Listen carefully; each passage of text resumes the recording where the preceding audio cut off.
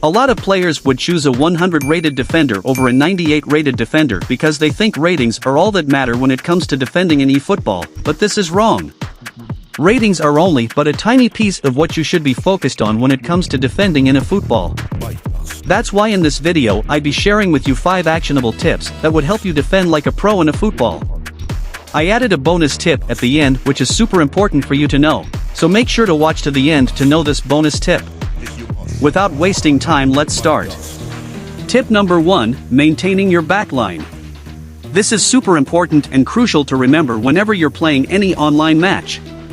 Whether 1v1 matches or division matches, maintaining your backline should be your very go-to whenever your opponent is on attack. What players mistakenly do is just defend without caution, or be very aggressive, especially when playing a high line. And this can be dangerous when you're playing against a very smart opponent who can easily spot leaks in your defensive line. Avoid two-man marking with 2 of your defenders, instead use a center midfield player and 1 defender. This way you still get to have other defenders behind, just in case your opponent breaks through. Tip number 2, using shoulder charge frequently. In essence, a shoulder charge represents a football expression denoting a robust maneuver whereby a player utilizes their shoulder to displace an adversary and secure ball possession. Nonetheless, the shoulder charge technique yields remarkable results when executed alongside an opponent, without incurring any fouls. Utilize this technique when in close proximity to the player to ensure better results. It's also advised to exercise caution by restricting the use of this technique within your own penalty area and when approaching from behind the player, as the possibility of a penalty being awarded by the referee cannot be ruled out. Tip number 3, breaking your opponent's passing line. The skill of interception should be employed frequently, even in online play, where players often emphasize intense and continuous pressing. This approach creates significant vulnerabilities in midfield, providing an excellent opportunity for a skilled player to effortlessly penetrate your defensive line. Thus, intercepting passes becomes a tactical approach to enhance your gameplay. Whenever you're playing any online match, you will observe each player's distinctive style. Many players prefer quick 1-2 combinations with their teammates, while others opt for a slower possession-based approach. In such situations, you can anticipate the opponent's next move and strategically position one of your players to cover the nearest passing option available to him. This way you've been able to read your opponent play and possibly cut off the passes he could have made. Do this more frequently and your opponent would be confused as to how you're able to intercept his passes. Before we continue with other helpful tips, if you're getting value from this video, be sure to leave a like and a comment, subscribe to the channel if you haven't already. With that all said, let's proceed with the next tip. Tip number 4, dropping your DMFD. This is a very useful tip that many players do not know. DMF do more than just sit in the center of midfield, but his defensive cover is very much needed not to concede. A common mistake players do is pressing with their DMF and always pushing them forward, and in the case where your attack breaks down, your opponent's fast strikers would leave your DMF behind, and this would lead to another defensive problems. So, a great trick to solidify your defensive structure is by the help of dropping your DMF behind. From my personal experience, DMFs with one of these playstyles are good to use: a box-to-box player, an anchor player, or if possible a destroyer. DMFs with box-to-box means it's very easy for them to reach each side of the pitch than other players, and when in defend they can quickly come back to assist. A good example of box-to-box DMF would be potw. For anchor DMFs, they're deep-sitting defensive midfielder that protect the backline. A good anchor DMF would be Rodri. There are more good DMFs, but these are the 2 I use.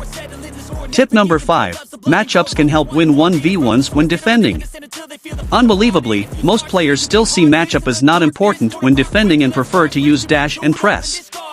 But where you'd see just how ineffective dash and press can be, is when you're up against a skilled and well-coordinated opponent who can easily make quick turns and tackle your defenders, thus sending them in opposite direction. When defending against an oncoming dribbler, defenders will try to position themselves adequately between the opponent and the goal. And with matchup, you can now force your player to do the same in-game. Matchup makes it easier for your player to block oncoming passes and shots, and thus helps a lot in getting a good defensive cover.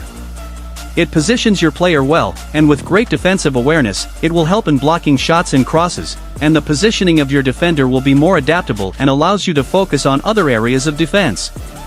So make sure you learn this and use it in your matches. Now, for the bonus tip.